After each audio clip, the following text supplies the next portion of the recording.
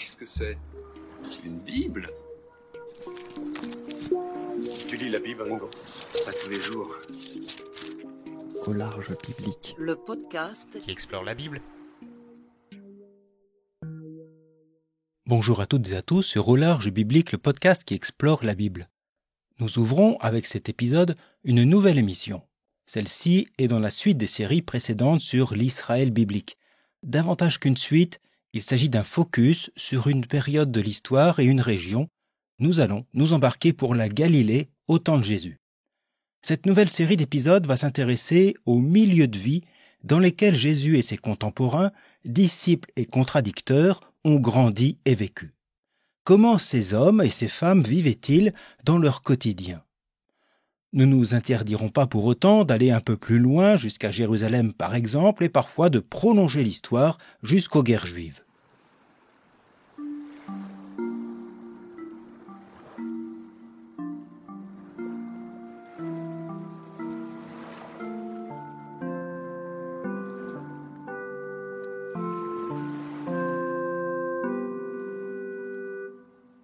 Étymologiquement, le mot Galilée, en hébreu Galil, signifie cercle, rond, et peut évoquer la notion de district.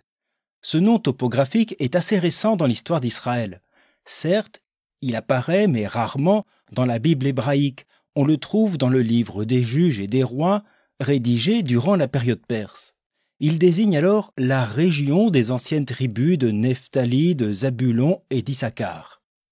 Le livre du prophète Isaïe, au chapitre 8, qualifie cette région de Galilée ou district des nations, selon les traductions. Mais ce n'est plus l'obscurité pour le pays qui était dans l'angoisse. Dans un premier temps, le Seigneur a couvert d'opprobre le pays de Zabulon et le pays de Nephtali.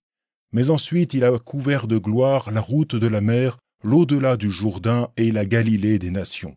Le mot nation, en hébreu goyim, renvoyant aux populations non juives. Le terme Galilée est surtout présent dans les livres des Maccabées ou des martyrs d'Israël, comme aussi dans le livre de Judith et son village de Béthulie, dans le livre de Tobie déporté depuis la Haute-Galilée jusqu'à Ninive, ouvrages qui n'appartiennent pas à la Bible hébraïque, mais à la version grecque appelée Septante. Le premier livre des Maccabées relate les combats qui eurent lieu durant cette région entre les résistants juifs et les armées séleucides. Ces ouvrages sont de facture plus récente puisqu'ils furent rédigés durant la période hasmonéenne, soit au second siècle avant Jésus-Christ. C'est à cette époque que la Galilée juive va se développer comme nous le verrons la prochaine fois. Bien évidemment, cette région est très souvent citée dans les évangiles qui racontent les missions itinérantes de Jésus de Nazareth, à Capharnaüm, au bord du lac de Tibériade, à Cana ou Naïn. Ce dernier, comme aussi ses disciples, sont d'ailleurs qualifiés non parfois sans une pointe de mépris, de Galiléens ou Nazaréens, désignation qu'on retrouve jusque sur le titulus affiché sur la croix lors de la condamnation de Jésus. Le territoire de Galilée s'étend sur 2500 km² environ, soit l'équivalent de l'île de la Réunion ou la moitié du département de la Mayenne pour vous donner une idée. La Galilée ne partage pas de frontière avec la Judée juive du temple de Jérusalem. Elle est bordée à l'est du lac de Galilée par le territoire de la Décapole, au nord par les régions de la Golanitide et de la Batanée, à l'ouest se trouve la Phénicie. Toutes ces contrées sont majoritairement polythéistes et de langue grecque. Les communautés juives y sont minoritaires. Quant au sud, en Samarie, les populations appartiennent à un judaïsme concurrent de celui de Jérusalem.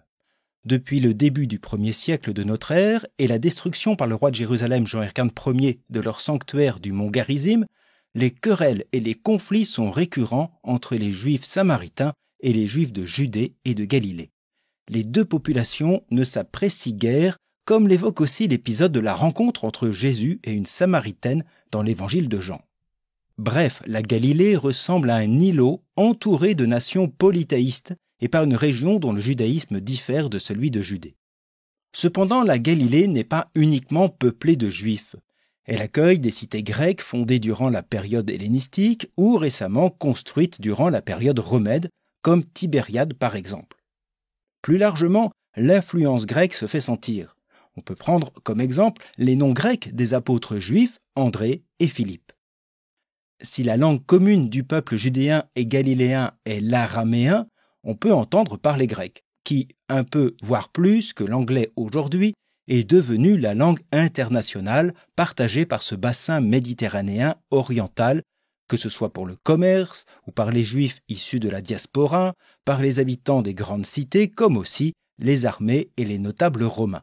Le latin ne serait pas compris par la grande majorité des habitants.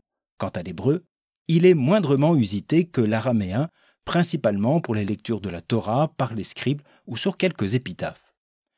Diversité des langues en fonction des lieux et des circonstances, diversité des populations et des réalités sociales, c'est un peu ce multiculturalisme qui définit cette Galilée et qui va façonner, parfois en réaction, la vie quotidienne des hommes et des femmes au temps de Jésus.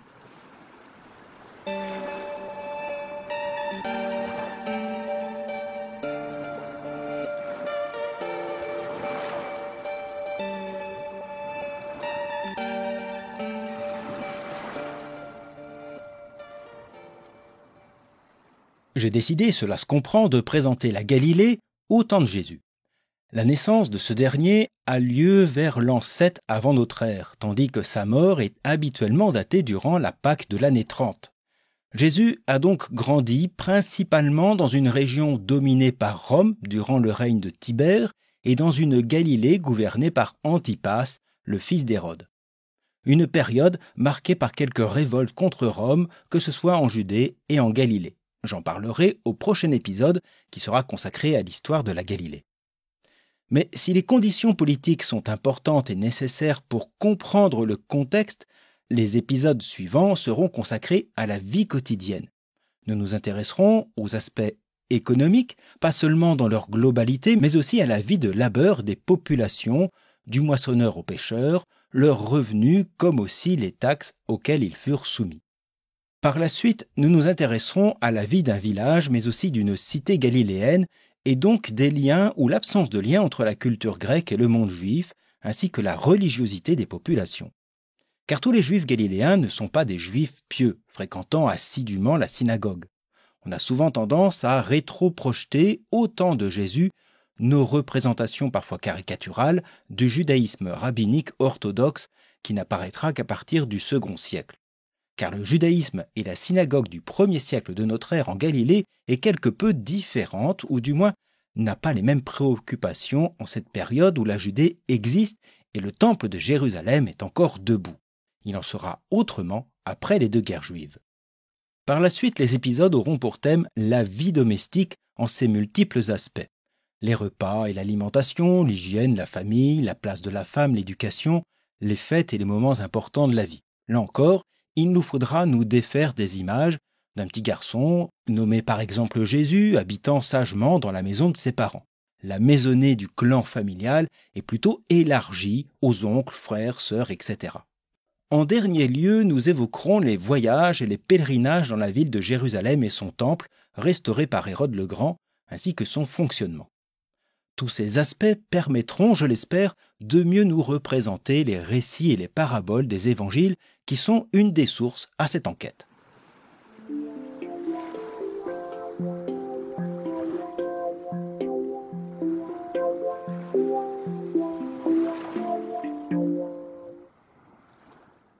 Les évangiles évoquent ces scènes de la vie quotidienne. Jésus, le fils du charpentier, côtoie les pêcheurs du lac de Galilée, comme aussi les collecteurs d'impôts. Les femmes et les enfants l'entourent durant ses discours et ses miracles.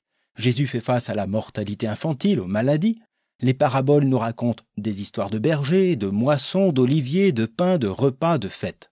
Il rencontre des riches pharisiens, des samaritains, des femmes, des mendiants, sans oublier sa rencontre avec Jean le Baptiste, son ou ses passages à Jérusalem, ses confrontations avec le pouvoir romain, les grands prêtres, etc. Comme je l'ai dit, il ne sera pas question d'aborder la biographie de Jésus, mais d'éclairer ce contexte social, religieux, culturel et politique. Les évangiles nous en offrent un panorama. Cependant, ces textes furent rédigés plus d'une 40aine d'années après la mort de Jésus. Or, la situation politique et religieuse est assez différente en Judée et en Galilée avant et après la guerre juive de 66-74. Certes, les évangélistes racontent les traditions reçues sur Jésus, mais les adaptent pour répondre aux questions qui leur sont contemporaines, telles l'accueil grandissant des gens des nations ou les conflits avec les autres juifs de la synagogue. La notion même de royaume de Dieu est perçue de manière différente par un Galiléen sous domination romaine que par un chrétien habitant Rome à la seconde moitié du 1er siècle. Les évangélistes relisent la vie de Jésus pour éclairer la vie fraternelle et spirituelle de cette toute nouvelle communauté chrétienne qui, bien sûr, n'existait pas en son temps. Le public des évangiles n'est plus celui des gens de Galilée ou de Judée de la première moitié du 1er siècle. Leur récit est désormais à destination de celles et ceux qui se trouvent en diaspora, à Antioche, Éphèse, Corinthe ou Rome, d'origine juive, comme aussi celles et ceux venus du polythéisme gréco-romain.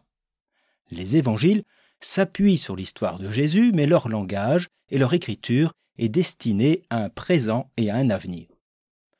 Cependant, derrière ces actualisations, l'exégète et l'historien peuvent déceler les éléments significatifs de l'époque de Jésus. Les évangiles nous ont laissé des traces de cette vie en Galilée dans laquelle Jésus a grandi et effectué sa mission. Nous disposons aussi d'autres sources écrites sur le contexte politique et religieux et quelques éléments sur cette vie quotidienne, avec les écrits de Philon d'Alexandrie au début du 1er siècle et de l'historien Flavius Joseph vers la fin du 1er siècle. Les sources rabbiniques, quoique plus tardives, sont aussi une aide intéressante pour les historiens de cette période et de cette région. Bien évidemment, la recherche archéologique a contribué à mieux connaître ces conditions de vie et avoir une approche plus sociologique de cette période. Très vite, les sites connus des évangiles furent fouillés.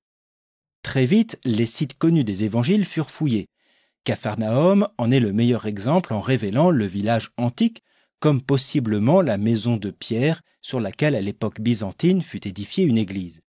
Les fouilles des anciens villages de Bethsaïde ou de la ville de Séphoris ont permis également de mieux saisir le quotidien des diverses populations grâce aux artefacts retrouvés et aux plans de ces cités. Pour rédiger cette série, je me suis donc appuyé sur différents ouvrages et articles d'exégètes et d'historiens, ouvrages que vous retrouverez en bibliographie sur le site de l'Arche biblique. Cela va des recherches historiques et archéologiques aux ouvrages de vulgarisation.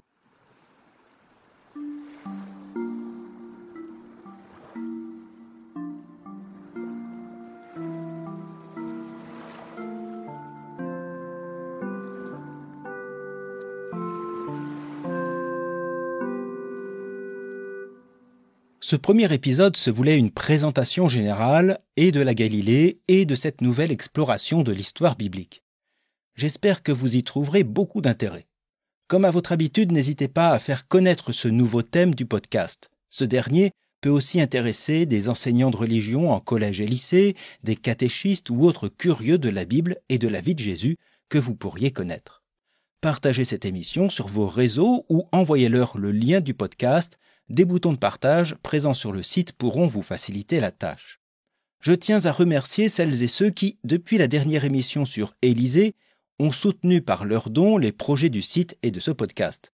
Aude, Jean-Luc, Vincent, Martine, Germain, Marc, Françoise et Jean, sans oublier Anne, Héloïse, Catherine, Nathalie, Vincent, Guillaume et Michel. À celles et ceux qui voudraient également soutenir, même ponctuellement, ces productions, je vous renvoie au lien en description vers les plateformes Tipeee ou Ko-fi. Nous nous retrouvons donc pour le prochain épisode, vous en connaissez le thème, l'histoire de la Galilée, depuis le royaume d'Israël jusqu'à la Judée romaine. Je vous souhaite une bonne journée, une agréable soirée, et je vous dis à bientôt sur Au Large Biblique.